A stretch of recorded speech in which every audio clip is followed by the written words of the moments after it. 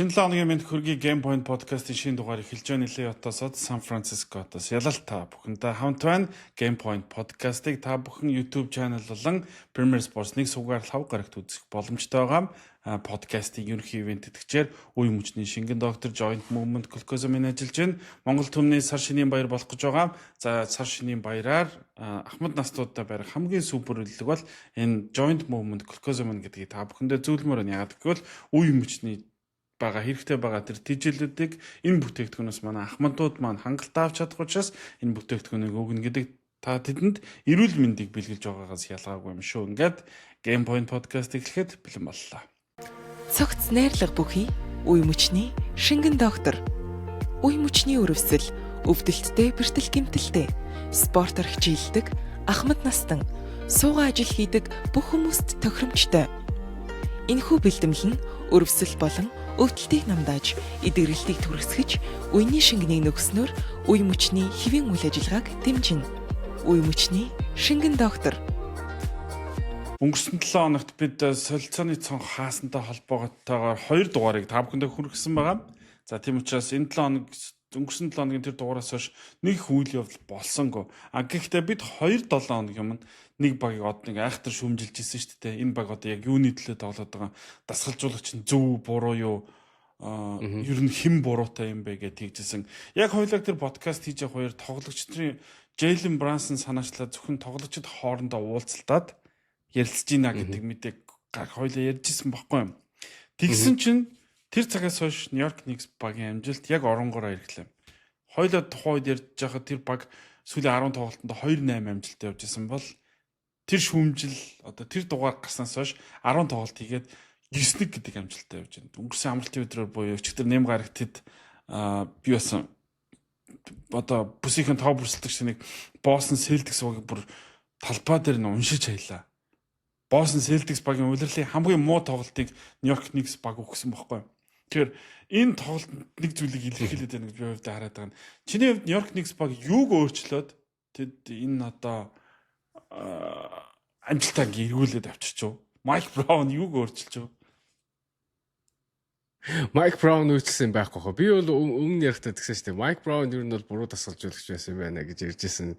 Тэгээ чиний хувьд болохоор окей, ер нь бол тоглогч нарт байгаа юм биш үү гэдээс яг чиний зөв гэдгийг ер нь бол баталж байгаа юм шиг. Тэр тоглогч нарын хурал болоод тэгээд яг тэр хурлын өмнө хин блэ хэлсэн байсан. Брансон хэлсэн байлоо. Бид нар одоо ингээд коуч нараас одоо дасгалжуулагч нараас харах зүйл байхгүй. Бид нар өөрөөсөө хайх хэрэгтэй гэд хурал хийсэн байсан шүү.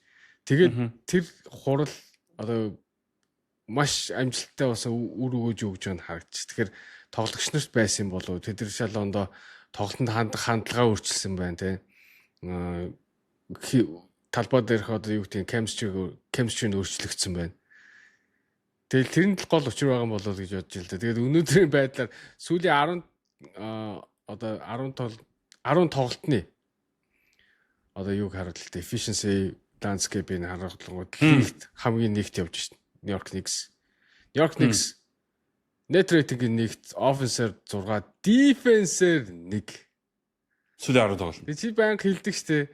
Ер нь хамгаална гэдэг чи ер нь хүний сонголт штэ гэдэг. Тэр хурлаас хойш бүгдээрээ ойлгосон байна. Сонголтоо одоо хийж эхэлж байна. За энэ багийг хожуулахын тулд бид нэг стан байна гэд би биенийхээ үгийг сайн авсан байна л. Би тэгэхээр өмнө ярьжсэн проблем бол яаж ч тоглогч нарт л байсан байна. Тийм. Миний хувьд одоо ингэдэг юм хэр хүн гэдэг амьтан чинь юмд маш амархан дасдаг. Эсвэл тайвшрахаараа тэгж бие сулж эхэлдэг байхгүй. Энэ бүх мэрэгжлийн спортын тамирчид анзаардаг зүйл. Тэгээд энийг одоо монголчууд бид нар юу гэж ярьдаг? Одоо ерөн зүгээр сэтгэлэн төрүүлээ хожичлаа гэж ярьдаг шүү дээ. Тэнгүүд хүн ингээд цаанаасаа дагаад цувралыг 3-1 болгоод тэргүүлсэн багууд яадаг вэхээр одоо бид нар ганц тоглол хожична гэж бодсон цагаас эхлээд тэд 7 дахь тоглолтод ализын хожигдсон байдаг аахгүй юу? Тэр бодсон цагаас эхлээд. Тэгээ би өмнөх нөгөө 2-7 хоногийн өмнөх дугаар дээр эргээд манай үзэгчд маань ухаж харах юм бол хэлжсэн. Play-in tournament боёо энэ бигийн цомын тэмцээнд төрүүлэх гээд бүр ингээд цэгцрээд бүх юм цэгцэрсэн байсан чинь дуусаад авраг авч ингээ харсан чинь бид нар тасарсан байгаа юм биш тэгээ бодсон чинь плей-офф хүртэл дахиад 4 сар юм хугацаа байдаг. Тэнгүүд хүн чинь за одоо нэг жоохон амьсгаа авчиг гэд ингэдэг байхгүй. Яг тэрэн дээр бүтэн сарын хугацаанд унж байгаа байхгүй. Энэ би турнаментын авраг болоод тэгээд одоо чиний ярьсан Brunson-ы болж байгаа. Харин тийм байгаа сте. Jalen Brunson-ы уулзалтаас гоо одоо хэдүүлээ яг ингээд задгаарчаад байна. Одоо буцаад нэгтэрья гэдэг тэгэнгүүт нэгтэршлэлтээр нь бүх зүйл болоод эхэлж байгаа. Тэгээд миний харж байгаа. А нөгөө талаар өчигдөр солилцоогоор ирсэн Хозе Алварадо Нью-Йорк Никс баг энэ солилцооны цонхоор чимээгүй байжгаад хамгийн нэг тийм хортой солилцоо хийсэн байхгүй. Хозе Алварадо шүү дээ. Тэр нэг юм би жижигтэй мөртлөөсөө ингээд 2 дугаар тавтын гол одоо амин зүрх болдог. Талбай дээр ингээд ирч хүч энержи авчирдаг. Ингээд тэмцээ гэсэн тэр хор шарыг авчирдаг. Тэгээ хамгийн гол нь тэр нэг бөмбөг дандаа араас нь суйлдаг шүү дээ. Тэр чинь жижигхэн үнээс л хийдэг байхгүй. Хозе Алварадо бусчиг юм том яг өөдөөс нь тулчих бий байхгүй учраас жижигхэн тэр давуу талаа, сул талаа давуу тал болгож ашигладаг. Тэгээ өчтөр би Хозе Алварадогийн тоглолтыг тоймоос нь харсан бүтэн тоглолтын зөвлөдөг. Гэхдээ статистикийг ингээд яг одоо хараа сууж байна. Хозе Алварадо сэлгэнээс 25 минут тоглосон байхгүй. Дебют тоглолт нь шүү дээ. Солигдож ирсэн тоглогч сэлгэнээс ихний тоглолтод 25 минут болж байгаа. Энэ тоглогчид Майк Браун ямар их ихтгэл үзүүлж байгааг эндээс харагдаж байгаа байхгүй. Тэгээ 25 минутанд талбай дээр нэмэх 13 үзүүлэлттэй 12 оноо. That's enough. Enough. Тэгээд Jordan Clarkson гэдэг нэг сэлгэнээс нэг Колек гэдэг нэг холбон тоглогч эдгээр чинь ингээд тоглоод хамгаалтан дээр алдаад байдаг байсан шүү дээ. Одоо нэг Хозе Алварадо ирэнгүүт Brunson-ы оронд Хозе Алварадо энэ хоёр бүр зэрэгч талбай дээр явж илээ. Би бол Нью-Йорк Никс баг хамгаалтаа бол шийдчихлээ гэж харж байна. Тэгээд төвд нь нөгөө нэг хиний Карл Антони Таунсын дуталттай талыг Мичел Робинсон нөхдөг шүү дээ. Яг одоо Нью-Йорк Никс багт excuse буюу өөр одоо хэрвээ Нью-Йорк Никс баг энэ жил финал шалгарахгүй бол бидэнд ийм байхгүйсэн юм а гэдэг дутуу зүйлгүй л би үлдчихлээ гэж хараад байна шүү дээ. Яг наатан чинь санал нэгтэй. Тэгээд одоо чинь хэдэн тоглолт тоглосон байна? 43 тоглолт тоглосон биз дээ. 43 тоглолтын дараа 64%-тэй явж ийн гэдэг бол үнэхээр сайн явж. Одоо сайн яг бид нар төсөөлж ирснээр л явж ийн л да. Одоо үлдсэн хідэн тоглолтууд нь хэр байхаас шалтгаалаа хаан дуусах, даан дуусах нь хамаарах бах. Сая Детройтын тэр зодон бол нэлийн гай авчирч магадгүй шүү. Одоо юуны зүйлээ. Ой гэтээ надад би бүр сагсан хүмүүсийн талбай дээр хизээ хамгийн сүлд ийм гоё үйл явдал харж ялаа гэж бодлоо шүү. Надад бол өнөөдрийн зодон бол яг үндэ таалагдсан шүү. Хизээ харсан санах байна. Тэр хизээ харж юм арлаа. 4 билүү 5 жил биш ээ. 5 биш одлоо явах чинь 18 онд LeBron дөнгөж ирээд байж хахад Houston Rockets Rondo хийсэн. Rondo Chris Paul-ээр зодтолдог. Тэрэн дээр үстэй Brandon Ingram хажуунаас нь орж Chris Paul-ыг зогсноос болж 8 тоглолтоор одоо юу яасан санагдаад байна. Баанд усан шиг санагдаад байна. Хэрвээ Jalen Duren тэр хавцаад одоо 6-аас 8 гейм suspended болох юм бол Detroit 1-р байраа Knicks алдаж магадгүй л шүү гэж бодоод би гэж ярих гэдэг байхгүй. Би Jalen Duren нэг тийм олон тоглолтоор торгоно гэж юм. Бол инстагэр одоо ганц гол юу ихлүүлсэн хүн чинь Jalen Duren байгаад байгаа байхгүй. Isaiah хин бол Isaiah Thomas би удаахсан Stewart солирох чинь. Isaiah Stewart л нэлээд өндөр торгууд яаж магадгүй шүү. Бандаж магадгүй шүү. Тэр бүр бенчнээс гарч ирээд очно гэдэг чинь байж болохгүй шүү. Ер нь бол ямар ч юм болсон бенчн дээр сууж байгаа хүн чинь бүр талбаараа орж болдгоо шүү. Тэгэхээр шууд автоматар дараагийн тоглолтыг өнждөг шүү. Тий. Тэгэхээр тэр бол нэлээд өндөр одоо шийтгэл авч магадгүй гэж бодож байна. Тэгээд нөгөө Азиас Жорти энэ нөгөө ингээд сэлгэнээс гүүж очиж байгааг энэ харсан нэг угаасаа Азиас Жорти хинтэйг зодтолдоход бэлэн байж идэг штэ ингээд ерөөсөө Тэгээд ерөөсөө яг тийм зүйл хүлэг байжсэн хүн шиг л байгаа байхгүй гүйж очиж байгаа нь. Ганц хийх ажил юм шиг үү? Тоглолт дуусны дараа сэтгүүлчид хэвлэлийн баг оролт дээр дасгалжуулагчаас асуусан байна. Тэгээд Big Stuff юу гэж хэлсэн байл гэхээр Азия Стюарт, Жейлен Дүүрэн хоёр бол би нэг ах トゥ гэж бодож ингэж нөхөрлөдөг юм хоёр тоглогч. Тэгээд талбай дээр нөгөө ах トゥ гийнх нэгийг одоо нөгөө ах トゥ гийн ингээд дээрлэхэд байж хахад тисэхгүй очиж байгаа. Энэ бол одоо буруу харахгүй зүйлээ. Big Stuff ямар шийдгээд хүлээхийг бол гадарлаж л байгаа. Ялангуяа хоёр төвийн тоглогч нь хоёулаа байхгүй болно гэдэг энэ Detroit Pistons баг яаж нөлөөлөх үү гэдгийг хамгийн энэ дээр гадарлаж байгаа. Энд чинь New York Knicks баг тэдний ард бүр ингээд шил дараа явж байгаа шүү дээ. Ерөөсө ганц хожигдлын зөрүүтэй байгаа хамтаа хүснэгтийг хараа тийм. Ого. Энд чинь хідэн гейм байна. Тэгээ хідэн 5 гейм. 30 13 34 19 байгаа юм байна тийм ээ.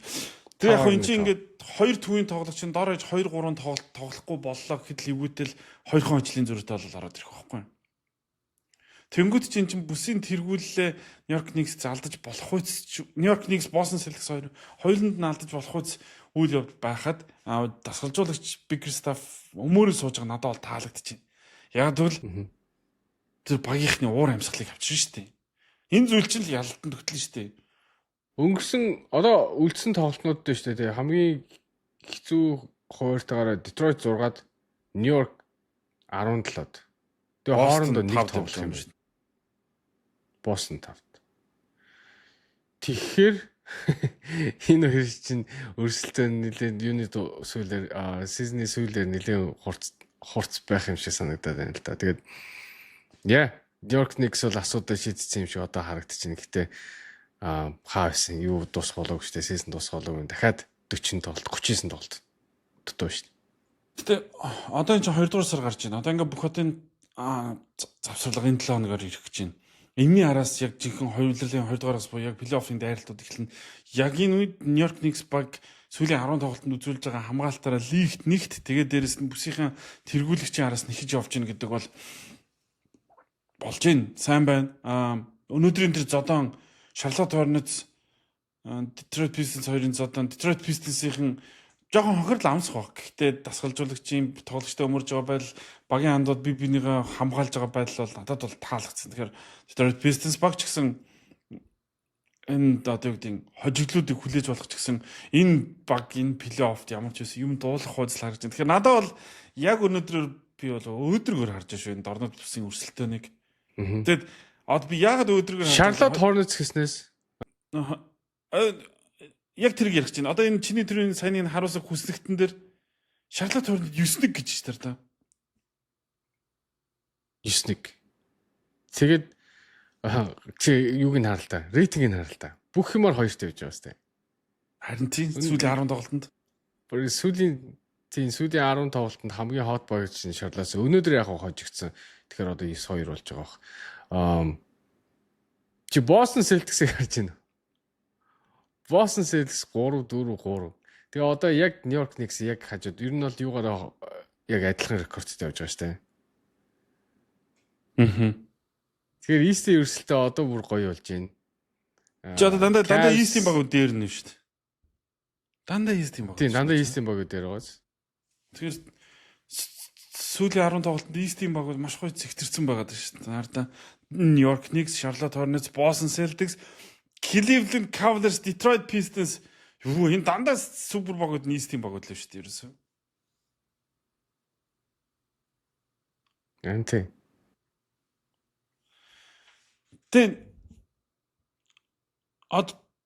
Charlotte-ийн одоо энэ үзүүлж байгаа юу вэ шүү дээ. Надад плей-оффт нилээн одоо фан болох юм шиг санагдаад байна. Charlotte-ыг тоглолтын үзэх үнэхээр гоё санагдаад байна. Тэгээд хэрвээ плей-оффт орох юм бол нилээн гай тарж магадгүй шүү дээ байгаа багнууд. Тийм плей-инээр дамжаад плей-офф руу орчих боломжтой. Charlotte Hornets энэ баг чи санаж байна уу? Detroit Pistons биш Oklahoma City Thunder баг энэ олон хожигдлуудын эхлэл нь хаанаас тавигдсан гэхээр Charlotte Hornets хожигдоод ер нь бол юунд тавигдчихсэн шүү дээ. Charlotte хүртэл хожигдчихж байгаа мөгээд хүмүүс тэгж хүлээж авчихсан. Гэхдээ яг тэр үед болохоор Charlotte Hornets баг нэг статистик зүй явж байгааг би харсан байхгүй. Тэрний үхээр гарны тав хамтдаа тоглож байгаа тоглолтуудаа бараг хожигдохгүйсэн. Айгу зөөгөн тоглолтод хамтдаа тоглосон. Гэхдээ хамтдаа тоглож байгаа нөхцөлдөө бол хожигдохгүй байсан. Одоо ингээд сүүлийн тоглолтуудад харж байгаа Ламела болыг сэлгээс тоглуулж үзэж чинь гараанд ч гаргаж үзэж чинь. За ингээд сая Колин Секстнийг авчирчлаа ингээд бүр туршлагатай тоглогчийг авчирчлаа. Шарлот Хорнец ингээд нөгөө нэг гарааных нь яг ингээд сая солилцоо хийн мин гэж хагаад хийсэнгөө бүх юм болоод байхад яг энэ гарны тавыг яагаад задлах хэвээр гэж. Яг энэ гарны тав ч баг хамгаалт тавталгаа лигт тавталгаагаараа баг нэгт байсан уу? Би буруу санааг бол тэгж зааж байна. Тэгээд энэ Knepl гэдэг шидэгчтэй болсон энэ баг бүр юу атсан бэлээ. Юу болцсон бэлээ. Тэнцвэр болцсон. Ийм залуучууд дунд тэгээд яг дараагийнхаа юунд левелтэй хүрэхдээ яг нэг дуршлагатай тоглогч авчирдаг штэ. Тэгэх юм бол яг дараагийн левелтэй хүрэх юм шиг санагдаад байна. Тэгээд хэдэн дугаарын өмнө ярьжсэн штэ. Хэрвээ Curry Charlotte руу авчвал яах вэ гэд. Одоо нэг муу санагдахгүй байгаа штэ. Charlotte юм байхад. Ер нь Warriors-аас илүү Curry даварга авах магадaltaй багын Charlotte юм шиг санагдаад байгаа юм надаа. Юу гэж бодож? Би бол эсрэг саналтай байгаа. Би бол Curry заавал тэгж нөгөө юу ахгүй. Golden State Warriors багт нэг багтаа тоглоод дууссан тэр лежендүүдийн нэг болоос л гэж бодож шин. Тэгээ юу гэж одоо ингээд 5 аварга авснаас нэг багтаагаад 20 жил тоглоод дууссан хамаагүй илүү гэж юу? Өөрийнх нь legacy-д. Тэргүй Golden State Warriors баг Dynasty үүсгэсэн, түүхэнд бичигдэх хамгийн супер амжилтыг үзүүлсэн. Тэгээд Chicago Bulls нэг 72-10 гівтсэн. Тэгээд дээрэс нь 4 авраг авсан. Stephen Curry финал MVP болсон. Түүнд батлаагүй юм үлдээгүй. Бүх цаг үеийн хамгийн агуу шидэгч мөн яг юу ирэхтэй юм бэ? Тэгээд нэг багтаа тоглоо зодог тайлцсан. Би бол өөр зүйл хүсэхгүй. Stephen бол нэрээ тоглоом уу. Яг мэдээж бас хүн өөрөө бодгол болохлоо 5 авраг нэрээ бас. Гэхдээ би бол Стив дахиад нэг баг руу ингэж авраг авахын төлөө явж ингэсэн. Үгүй ингэж байжгаад энэ Б яриад зодгоо тайлбал бас гоё л байх бол гэж зүгээр хувьдаа бодоод байна. Гэтэ энэ асуултыг яг Warriors-ийн биш ээ, Curry-ийн фэнээс асуумаар юм байна. Яг энийг бол. Одоо LeBron-ийн фэнээс LeBron-ийн 5 дахь авраг чухал уу гэдэг юм бол хамгийн чухал баг Lakers хамаг юмаа тавиад одоо хамаг юмаа авчиг гэдэг байр суурин дээр байдэн штэ. Харин Curry-ийн фэнүүд яаж хариулахаа сонирхолтой байна. Curry-ийн фэнүүд Golden State Warriors хамаг юмаа хийх ёстой л гэж ярьж штэ. Тэрнээс тэгээ 5 чухал байгаа штэ. Биш. Тэгэхдээ Curry өөр багтчаад авраг аваасаа гэж бодох юм бас тийм мэдхгүй. Өстой мэдхгүй. 50% л байж магадгүй байна. За энэ 7 хоногт нэг хүнтэй одоо Монгол дахь төлөөлөгч Curry-ийн фэн клубын Монгол дахь төлөөлөгч. Монгол төлөөлөгч яг энэ асуултыг асуумаар юм биш үү? Магадгүй дэлхийд дээрх Curry-ийн хамгийн хөгшин фэн гэж магадгүй. Хөгшин фэн гэж магадгүй тий.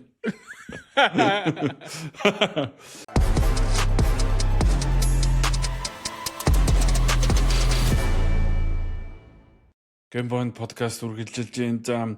Бид хоёрын ярьж байгаа сэдв үргэлжилж байна. Гэхдээ сая дордомсын багуудаар нэг багийг орхисон байсан. Cleveland Cavaliers гэдэг баг James Harden-ыг авснаас хойш 2 тоглолт дараалал очсон байгаа. 2 тоглолтод James Harden, Donovan Mitchell гэдэг шинэ хослол NBA-д аль биесээр үүсэж байгааг зарласан юм тоглолтод хийсэн. Гэхдээ бидэнд энэ хоёрын талаар ярих хугацаа дахиад энэ хоёрын талаарх тоглолтыг хамтд нь жоохон харах хугацаа байгаа учраас энэ сэдвээ энэ удаа түр орхий. Харин одоо сая дахиад хүснэгтэй харуулж байгаа ч бод. Тэр дахиад хүснэгтэн дээр их сонирхолтой зүйлүүд хэд хэд харагдлаа. Хоёулаа сая нөгөө хүснэгтийн дандаа тэр баруун дээдэсгийг ярьлаа шүү дээ. Тий. Ерөөсөө дээшээ суулж байгаа юм. Болон кармаар байгаа байхгүй. Зүүнд бол энэ бэга.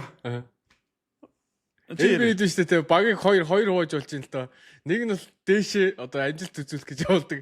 Нэг нь болохоор доошоо одоо уруудах одоо албаар урууддаг. Одоо танкинг гэж ярьдаг. Тим багууд байна. Тэгээд одоо энэ доотлыг хүснэгтэй доотлт харж ил да. Одоо Brooklyn Nets бол хамгийн сайн хийж дэрийг бол. Боломж яа одоо энэс цааш газар гүгцөөж байсан. Тэгээ мэдээ Sacramento бүх юм муудаа тулцсан юм шүү дээ. Харин тий. Тэгээд энэ дунд ганц одоо санаа зовоож байгаа нь байх эсгүй нэг баг байна энд Орландо Magic явж байна да. Одоо уул нь бол танк хийх эсгүй баг шүү дээ. Тэгээ бусд нь бол яг энэ өчнөгтэй энд зүүн буланд бол доод буланд бол бүгд танк хийж байгаа багууд байгаа. Гөө наад дунд чи хуг нэм хараад Brooklyn Nets танк хийж байгаа. За Milwaukee Bucks одоо ингээд танк хийн. Milwaukee Bucks нэр Giannis Antetokounmpo бүхний тоглолтын дараа нь тоглох гэж оролдоно гэдэг л шүү дээ. Мэдхгүй юу их гэдэг. Тоглохгүй. Наад дунд чинь юу яасан ганцхан танк хийгээгүй ууг нь ганцхан баг байгаа байхгүй. Тэр нь Sacramento Kings байхгүй. Танк хийгээгүй шүү дээ.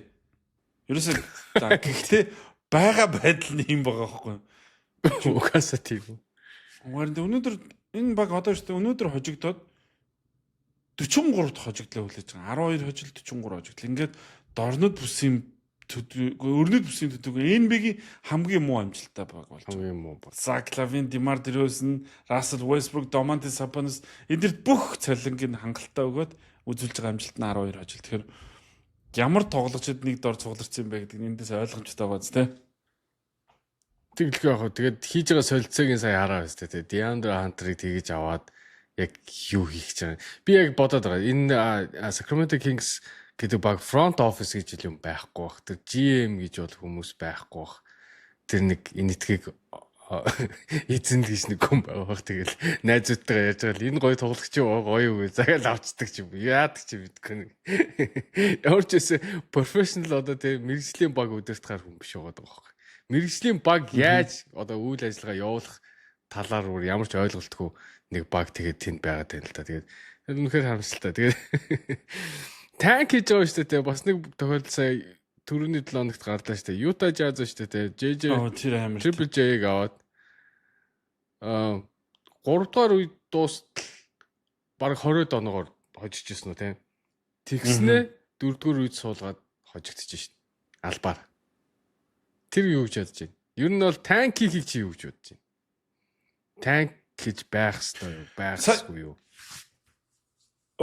Ер нь бол энэ уг нь бол спорт гэдэг чинь хэдийгээр нөгөө нэг NBA гэдэг чинь бизнес гэдэг чинь нөгөө талаараа спортоо хүндлэх хэрэгтэй юм шиг надад санагдаад байна. Хожих ёстой тоглолтуудаа хожих ёстой байхгүй. Тэгээд тэгж олон хожиж явж байгаа ингэж хүчээр хожигч гэдэг бол нэг юм спортод одоо нэг юм спорт заалан тоглож байгаа хүртэл нэг юм үг байдаг байхгүй. Албаар хожигдно гэдэг чинь ер нь яндаа харна гэж нэг үг байдаг шүү дээ. Яндаа харна гэдэг. Зүгээр хэрвээ нэг тэр жоохон сүсэг бишрэлийн юм баах л та мухарс гэж юм эсвэл. Гэхдээ зүгээр ингийн гэж драфтын эрхийг драфтын нэгийг бол авч чадахгүй хаа. Би бол Гэхдээ энэ дээр энэ би нэг гой дүрм гаргацсан шүү дээ. Драфтын эхний 3 сонголтыг 2 жил дараалж авах бол 3 дахь жил нь байхгүй ч үлээ эхний 3 дугаасаа оруулахгүй ч үлээ. Эсвэл дараалан 2 жил эхний 3 дотор сонгуулахгүй ч үлээ. Саяхан нэг дүрм баталсан шүү дээ. Энэ танкинг odds нь багасдаг баг. Odds нь багасна. Тэ. Энэ бол миний хувьд яг танк хийх бол зөв. Ер нь бол ялангуяа NBA энэ танк хийхийг одоо CBA-ээр өөрсдөө бүр ингээд хүчтэй ингээд дэмжичлээ гэж би бодоод байгаа. Одоо энэ шинэ CBA. Урд нь бол draft pick бол бас айхтар үнэтэй байсан. Гэхдээ ийм айхтар үнэтэй байгаагүй шүү дээ. Одоо шинэ CBA-ээр цалингийн цэсээ ингээд хязгарлаад тэг хитрхи одоо багуудад шийтгэл хэрвээ хэтрүүлэл шийтгэл хүлээлгээд ирэхээр буцаад draft pick чинь айгүй үнэтэй болоод тэгээд дээгүүр сонгох сонголт гэдэг чинь айгүй том asset болчиход байгаа байхгүй. Тэгээд rebuild хийж байгаа багууд юу хэрэгтэй? Хамгийн олон draft pick, хамгийн сайн draft pick л хэрэгтэй шүү дээ. Хамгийн хурдан босох арга чи одоо team A гэдгийг OKC баталцлаа. Одоо хойноос нь зөндөө багууд ингээд батлах гад явж гин те. Тэгэхээр тэр draft pick-ийг яаж авах юм? Хожигдж л аав шүү дээ. Тэгэхээр нэг талаасаа CBA чангаруулсан нь энэ draft pick-ний өрсөлдөөнийг бүр одоо хурцуулгачих юм биш гэж би миний хувьд бодоод байна л да. Угсаал бүр шалтгаан нь ойлгомжтой л да.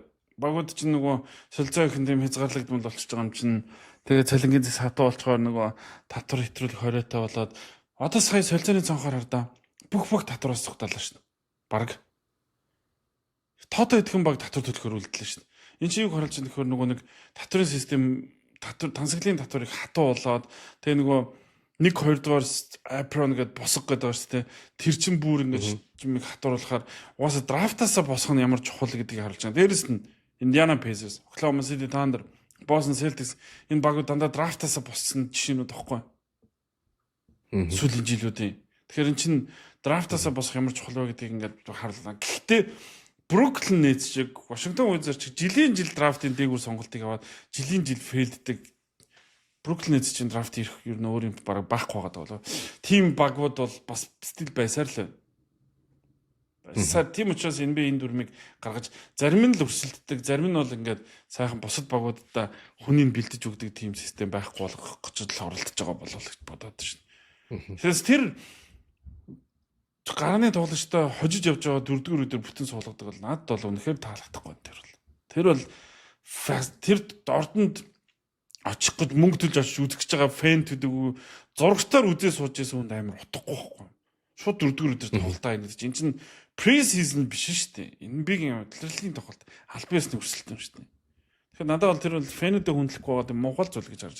Зөв боддоо Монголд нэг 2 баг ингээд Монголд одоо нэг доошоо унахгүй төлөө нэг саксны лиг чинь гой болсон. Доошоо ундаг болцсон. Тэгэнгүүт доошоо унахгүй төлөө тийм чинь бүх тоглолт амь дүүрийн өрсөлдөөн болж байгаа байхгүй.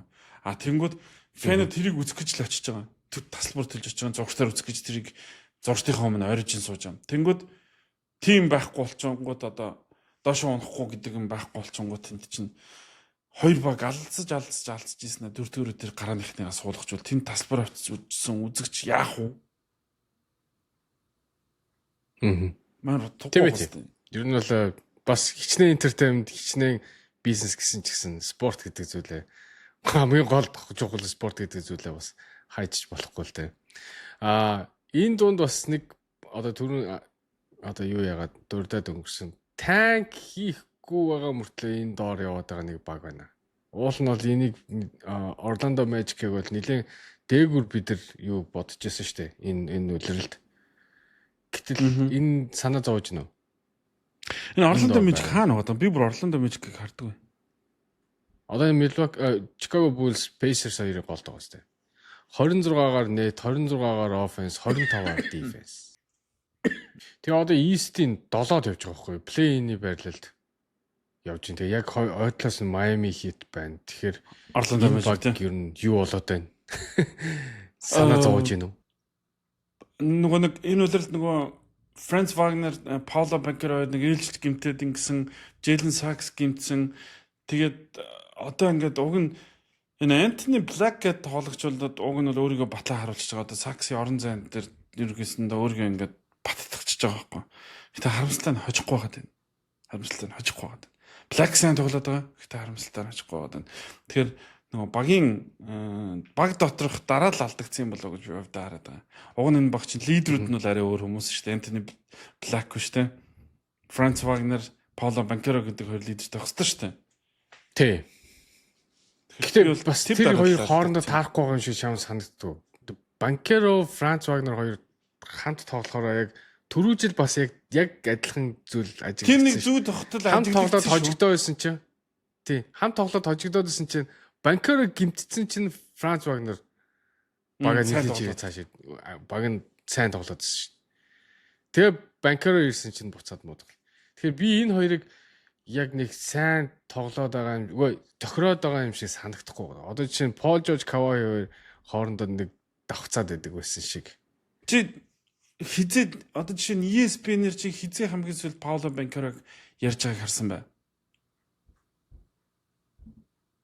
Ер нь сүүлийн үед нэрээсээ яриха болсон шүү. Яг наадах ч юм баггүй. Paolo Banchero rookie үлрэлдээ маш их яригдсан. 2 дахь үлрэлд чимэг болсон. Одоо энэ чи 3 дахь үлрэлд байгаа бүр чимэг болчихлоо шүү. Тэглээ. Бүр арай дэндүү чимэг болчихлоо. Бүр дарагдаад бүр байхгүй болчихлоо гэж. Бид бол тэгж л хараад байна. Banchero бүр улам бүр муудаад байна. Үнэхээр бүр ярих. Уул нь өдий дөө штэ Детройттэй адилхан яригдчих тийм залуу баг байсан шүү дээ уулна. Аа.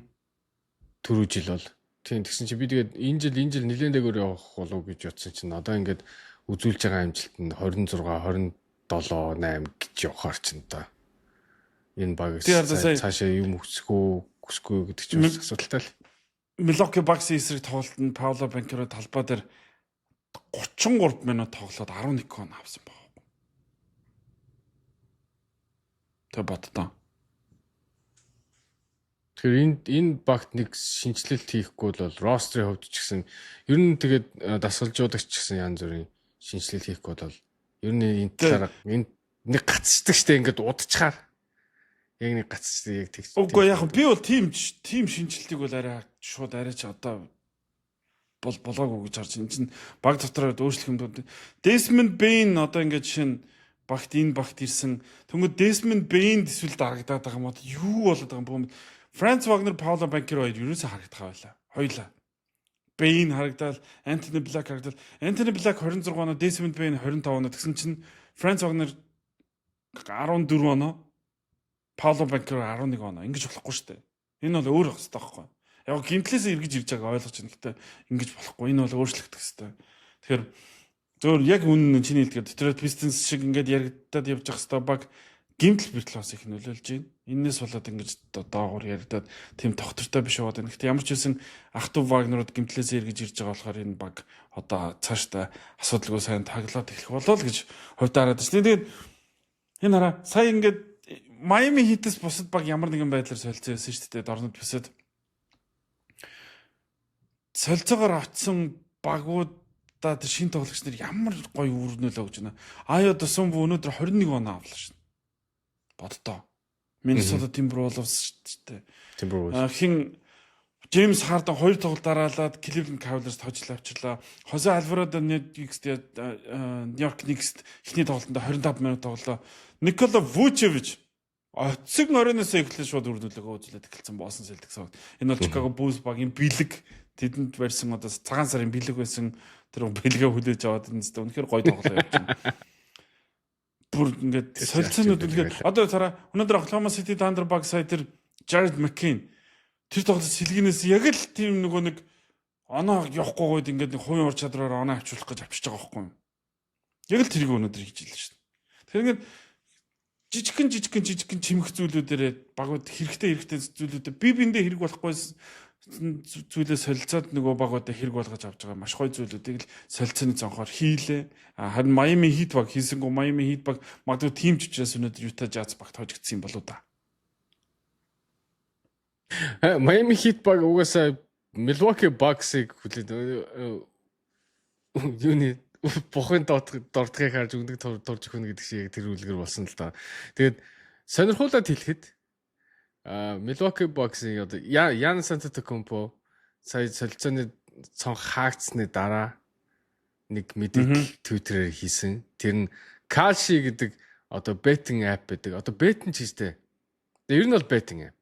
Гэтэ тэрийг одоо шал ондоогоор тайлбарлаад байгаа. Одоо нөгөө trade гэдэг чтэй одоо нөгөө хувьцаа яадаг шиг. Одоо хувьцаа худалдаж аваа зардаг шиг нэг тиймэрхүү app гэж нэрлэдэг байгаа. Гэхдээ ер нь бол ерөнхийдөө бол betting. Хүмүүс спорт betting тийм тавиад байгаа. Тэгээд Giannis Antetokounmpo солигдно гэсэн шуум гарснаас хойш тэр зөвхөн Kalshi гэдэг платформ дээр шүү дээ. Нийтдээ 23 саяын боцоо тавигдсан ба. 23 саяын орлогч илүү Kalshi олсон ч илүү нэг тийм. Тэнгүүтээ тэрнтэй партнерын гэр хийсэн. Giannis Antetokounmpo. Амар л шүү дээ. Тий. Тэр нэлээд шижигтэй юм болсон шүү. Тэгээд ирээдүйд одоо Kawhi Leonard-ийн асуудал ингээд яаж байгаа шиг ирээдүйд тэр одоо ямар нэгэн байдлаар нөлөөлөх юм уу ч юм байж магадгүй л баг. Тэгээд бас нэгэн мэдээ Cam Thomas New York Knicks-ээс buyout гэрэг худалдаж аваад Milwaukee Bucks-т нэгдсэн. Тэгээд яагаад гэдгийг би бас ойлгоогүй. Milwaukee Bucks ч одоо хожигдоход танк хийх гэдэг баг Cam Thomas-оор ч яах гэж юм. Харин тийм яг наадах тэр ч юм баггүй. Янис одоо тоглох гэж оролдох гэдэг энэ Cam Thomas-ыг аваад ингээд нэг солилцоо жижиг юмнууд хийгээд чинь Milwaukee Bucks сайжруулах гэдэг оролдоод байгаа учраас Giannis Antetokounmpo солилцооны цонх хаагдангууд юу гэж хэлсэн юм бэ гэхээр би бол Milwaukee Bucks сэтгэл хангалуун байгаа. Энэ багта үлдэхийг хүсэж гин гэж хэлсэн нь бүр тоглоомтой. Бүр тоглоом хийсэн чим нэрэл чиний тэр хардаж болох үйл явдал ялчгүй болцсон шүү. Нэг сонирм. Тийм бол яах гэж ингэж драм тоглоод бүх амтныг багуудыг хохироогоод Golden State Warriors баг одоо тэр Giannis болж үнэндээ хохирлоо шүү. Jaren Jackson Jr. Golden State Warriors-ыг авах боломж байхад солилцоогоо ярьжснаа шууд дундаанаас нь хаяад Giannis руу гүйцсэн юм билээ шүү дээ. Тэгсэн чинь Giannis-ны тэгсэн гэж юу гарсан мэдээ гарсан. Тий. Jaren Jackson Jr.-ыг тэгээд Utah-д алдчих байгаа юм. Чи одоо Jaren Jackson Jr.-ыг авцсан байсан бол чи залах уу? Одоо тий. Бас ирээдүйн гэж ярьж болохоор юм байна. Харин тий Kristaps Porzingis-ийг авчаад одоо юугаа хараад ямар ирээдүгөө яриа сууж байгаа. Тэгэхэд Jaren Jackson Jr.-ыг авцсан байсан бол асуудал өөр байхгүй. Тэгтээ дөрвөн хин явуулах гэж хахад. Надад бол Giannis-ийн юу бол кейс драма үнэхээр таалагдсангүй. Солигдож гүйгүүлэхгүйсэн бол Галицын гүйгүүлж байхгүй. Өстө таалагдсангүй шүү нэр айлалангаас. Энэ жил явах одоо 100 явах хойноос нь явах гэж байгаа багууд л энэ алдааг дахиж битээ тавтаасаа л гэж бодож байна. Тэгээ үзээд хэрэг болохгүй бол Гэлстарынхаа план руу орохгүй бол яг Янсыг хүлээх юм бол дараагийн 10 сар хүрч шүтлж магадгүй. Тэгээд тэгэх юм бол юу яах гээд штэ. Энэ чи багтаа ямар хохиролтой өгдгийг сая Miami Heat-ийн жишээн дээр чарлаа, Warriors-ийн жишээн дээр чарлаа, бүгдэн дээр наашлаа. Тэгэхээр энэ багууд ч одоо тэгж Янис харж явахгүй. Энэ Янисын үнцийг нэг л дахиад л унгана. Янис гэдэг тоглогчийн үнэлэмжийг л legacy-г л хүний legacy гэж юу дурсагдах өв байхгүй. Тэгэхээр Янис амар гоё тоглож байгаа. Карьерийн сүүлийн жилүүд тариас жинхэнэ ядаргаа олсонтой гэдэг яриа яг Янист яг ямар хэрэгтэй юм бүүмд. Эсвэл энэний ард мөнгө байгаа бол тэгэл мөнгөө сонгосон байна ялт.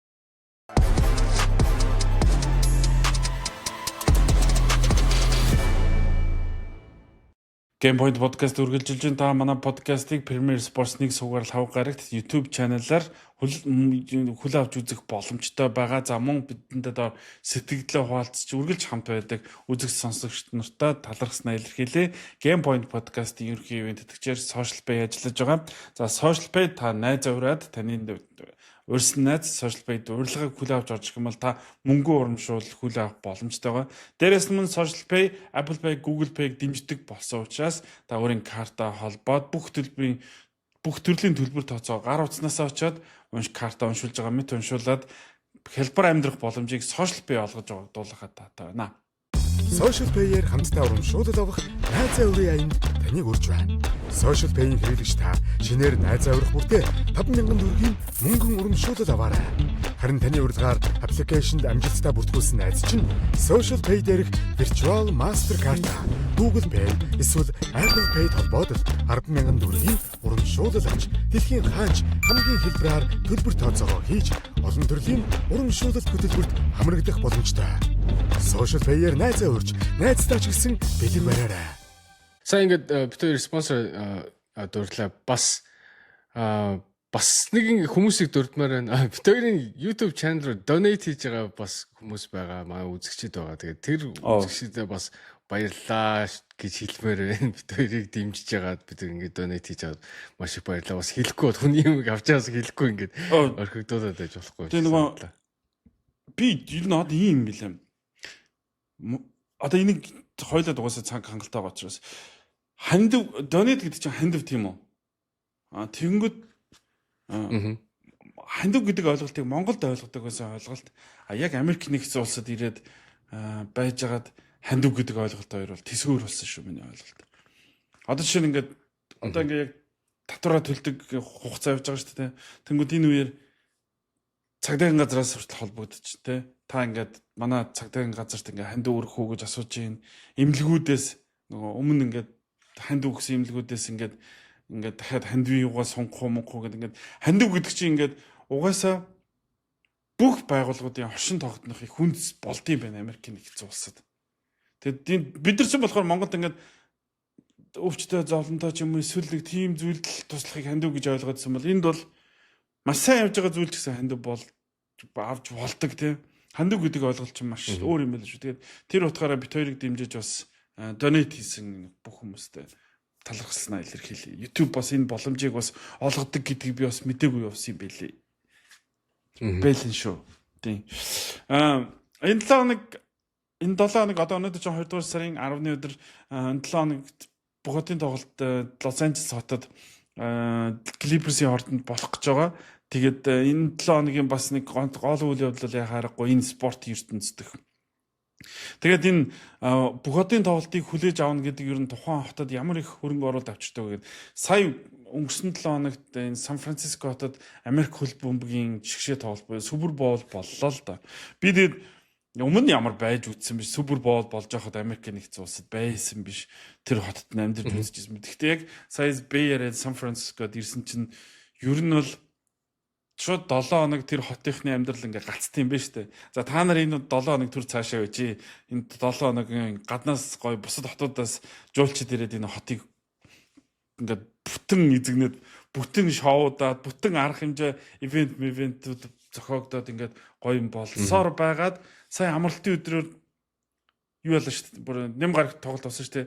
Тэгэхэд Бэм гарагт юу ялаа штэ. Хувийн онгоцны буудлууд ингээд дүүрцсэн заяа зогсоол байхгүй. Бүр ингээд нэг шопродлоод ингээд онгоцнууд ч ийм зайтай зогсдог штэ. Тэг чи ингэж би ингэж зогсож мохсоод бүр тэгээ сая ABC-гээр гарсныг мэдээг унсан чи яг энэ нэг 3-4 хоногийн хугацаанд BR-ийн эдийн засагт нийтдээ $500 сая энэ NFL Super Bowl зохион байгуулснаар авчирлаа гэдэг юм мэдээ. Тэгэхээр яг ийм мэдээж Super Bowl-ыг гүйцэтгэл дээн чи Америк хамгийн том тэмцээн учраас. Гэхдээ NBA All-Star-ыг бас болно гэдэг чинь тэр чигээрээ бас нэлээ олон 10 сая, 100 сая доллар Илээ хотод орох гэж байгаа юм. Тэгээ тэр хүн оруулах гэж байгаа хүмүүсийн нэг ч бас Монголоос ирэх гэж байгаа гэдэг. За, бүгдийн тоглолтын дээр гарсан нэг өөрчлөлтийг дуулгахад та бүхэн мэдээж Premier Sports-ыг суугаар бүх тоглолтуудыг хөл авч үзэх боломжтой байгаа. За тэгээд нэм гарагийн тоглолтыг буюу энэ жилийн маш онцгой форматаар явагдаж байгаа бүх хотын тоглолтыг ордон дотроос тулга ялалт нар та бүхэндээ тайлбарлан хүргэх болно. Бүх хотын тоглолтын сонин ажлын энэ жилийн хувьд Skills Challenge тэмцээн аль биесээр багахгүй байна. Хөтөлбөрт багтаагүй байна. Ур чадварын тэмцээн. Өнгөрсөн жил Victor Wembanyama, Chris Paul хоёр тэгэж Skills Challenge-ийг хуурах гэж оролдоод тэрнээс хойш ер нь шууд болиухаар шийдсэн. Эсвэл угаасаа энэ тэмцээн хэрэггүй байсан уу? Ер нь бол үгүй ер нь бас тийвч баг. Тэгээд угаасаа түрүү жил чинь нөгөө тоглолтоос илүү реклам болчлоо гэдэг айгүй олон юу яасан. Тэгэхээр хуваарьтаа бас өөрчлөлт оруулахаас аргагүй болсон л баг та. Ер нь бол. Тэгээ Skills Challenge ер нь бол нэг зүгштэй нэг тийм юу байдгүй шүү дээ. Хамгийн түрүүнд явдаг. Тэгээ ер нь бол хагасны хуваарьт бол хамгийн гайхалтай хамгийн сайн slam dunk тэгээ тэрний дараа юу ордог те 3-аас шидэлтийн тэмцээн ордог шүү дээ.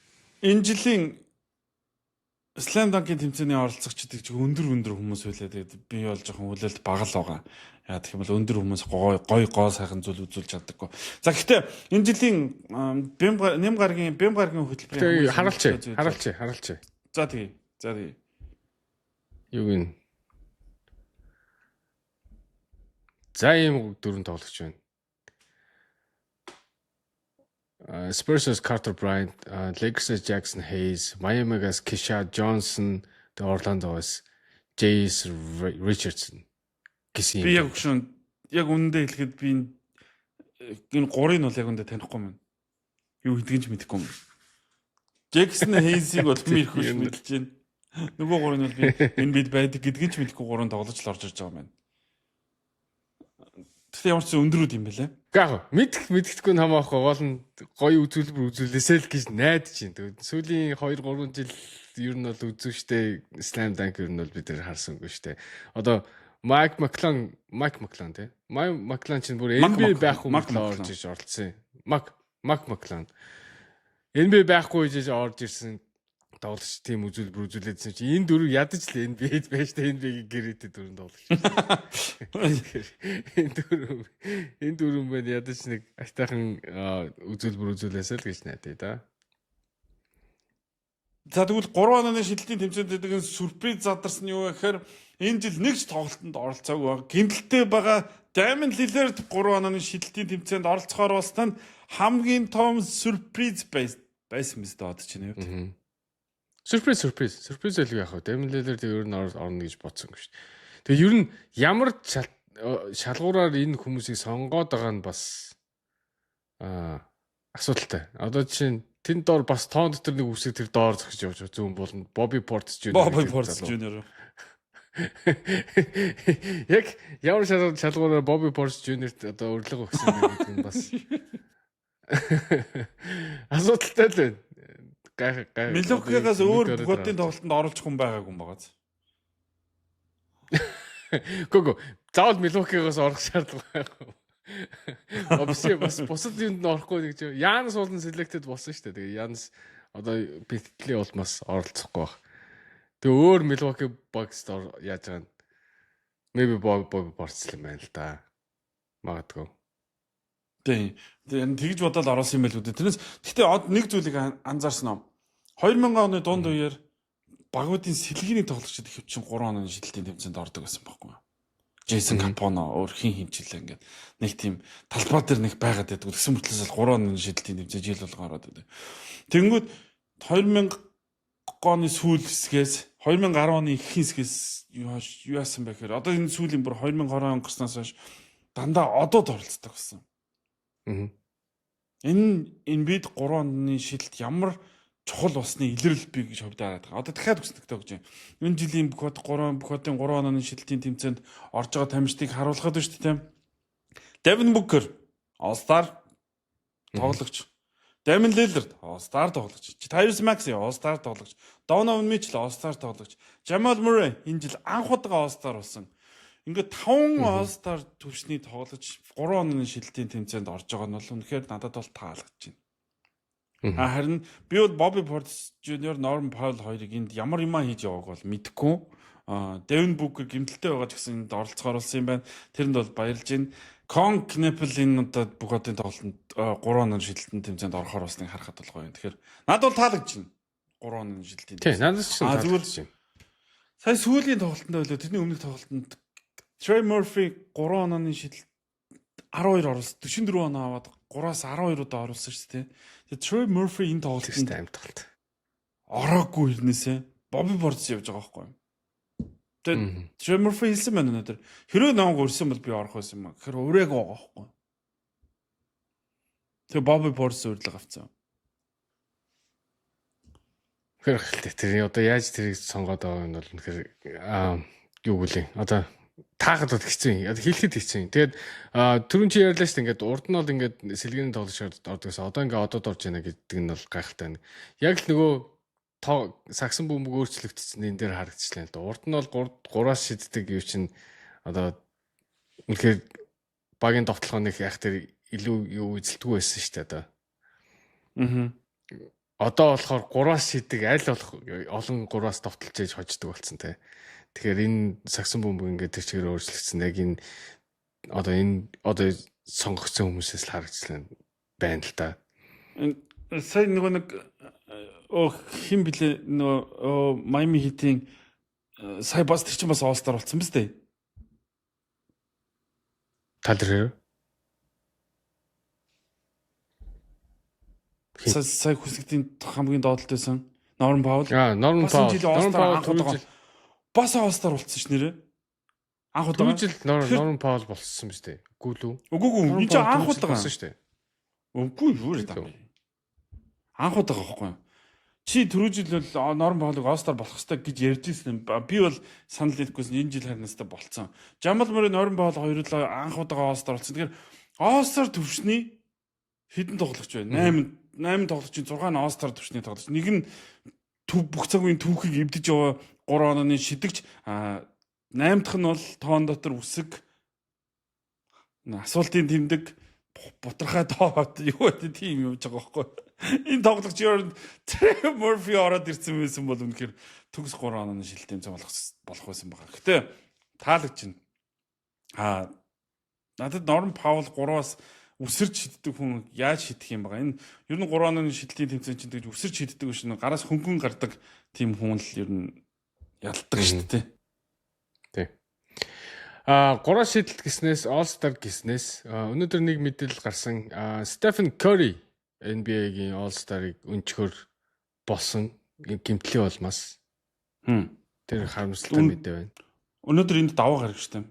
Тэр бүтэн сойны тоглолтоос эрт гарч ийн хэрэг чинь 6 хоногийн өмнө гарч ийн хэр сайн зүйл биш байхгүй юу?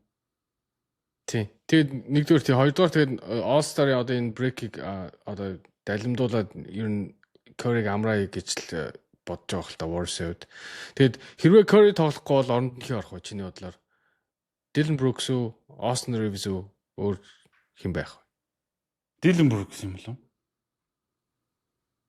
Dylan Brooks, Austin Reeves хоёрын айл нэг нь л байж таарна шүү дээ, тий.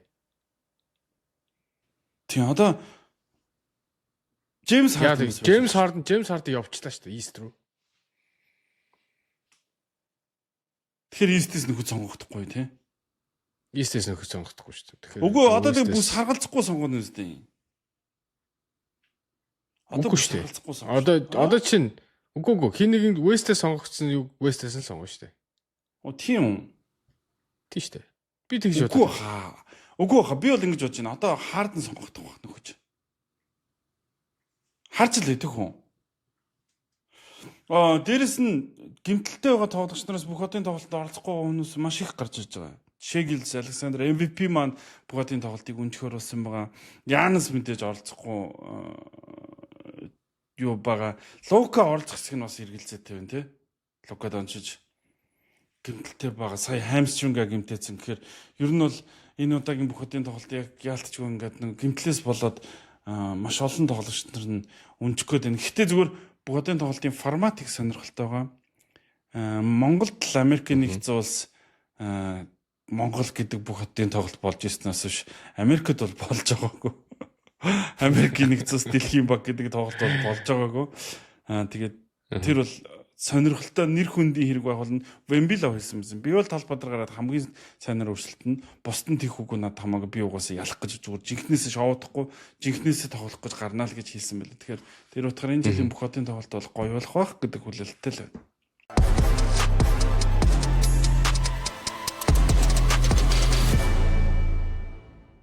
Game Point podcast өндөрлөх төхөж байна. Тэгээд хамгийн төгсгөлт нэг мэдээлэл өнөөдөр гарсан NBA энэ 100 удирдах зөвлөлд буюу хувьцаа эзэмшигчдийн хурлаараа дахиад 2 баг нэмэхүүгүй юу гэдэг шийдвэрийг гаргана гэж байна. Тэгээд энэ бараг 10 жил яригдж байгаа төсөл энэ 100 бараг 2 баг нэмэгдэх болов гэж хувьдаа харж байна. Чи энэ талаар мэдээлэл харсан уу? Тий, энэ 100 ер нь бол вүтэн тэгээд одоо санал хураана. Одоо governor одоо баг 30 багийн одоо эзэмшигч нар санал хураана. Тэгээд ихэнхдээ ер нь бол бүгдээрээ зөвшөөрөх болов гэж миний хувьд бол бодож байна л да. Уул нь бол нилийн хоош нь тавилаа гэсэн. Тэгээд энэ 100 санал хураана гэдэг чинь буцаад энийг одоо хийя гэсэн ирмэлцэлтэй байгаа юм байна гэж ойлголоо. Тэгээд ТV дийлээ хийчлээ штэ. 70 хэдэн тэрбумын ТV дийл хийнэ гэдэг бол тэгээд одоо айх зүйл байхгүй л дахиад 2 багийн нэмэх юу байх. Тэгээд эн чинь нэг багаад 6 тэрбумаар үнэлж орж ирнэ штэ. Одоо хэрвээ баг эзэмшигч юм бол лигт 6 тэрбумыг төлөөд тэр 6 тэрбумыг бусад 30 баг нь хувааж аавна гэсэн үг штэ. Тэгэхээр маш их энэ ч хувьцаагаа зарж байгаа л гэсэн үг штэ. Харин тийм. Тэгэхээр ингэж болж байгаа нь бас гоё. Тэгээд хамгийн түрүүнд Seattle тэгээд Las Vegas гэсэн 2 хот ер нь бол тэргүүлж байгаа гэсэн өнөөдөр мэдээлэл гарсан.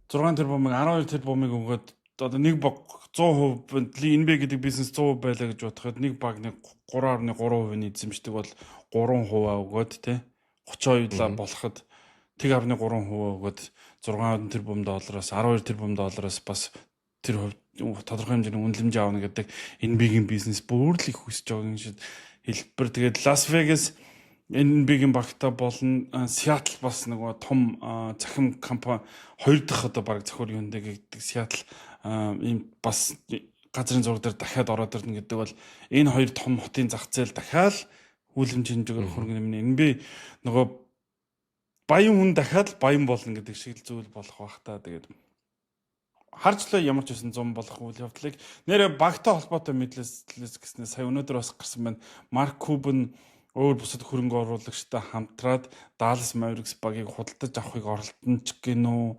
сонирхон ч гинөө, араас нь уун ч гинөө. Маш ойлгомжгүй тийм мэдээ гарсан. Тэгээ хүн зарсан багаа 2 жилийн дараа буцааж авах гэж оролдож байгааг анх удаа л харж ин тийм бол анханасаа яах гэж жилийн өмнө зарсан юм бэ гэдэг л байна да. Game Point podcast энэ хүрээд өндөрлж байна. Бидэнтэй хамт байдаг. Баярлалаа. Эх 7 хоногт бид бүх хотын тусгай дугаараар Game Point podcast маань уулзах байх. Гэхдээ өнгөрсөн жилийнхээс яаж өөр байх уу гэдгийг бид хоёр бас бодох байх. Нилээ завгүй 7 хоног бид хоёрыг хүлээж байгаа. Тэгэхээр бүх хотын тоглолтын эргэн тойрноос хийсэн сурвалжлагаар дараагийн дугаараар уулзлаа. Баяртай. Game Point podcast-ийн хамтран ажиллагч Живэн тэтгэгчээр Social Pay за мөн Join Movement Colcosum-ийн бидэнтэй хамтарч ажиллаа. Ингээд байнга хамт байдаг үзэгч та бүхэндээ баярлалаа. LA-оос Сан Францискоос ялта бүхэндээ хамт байлаа.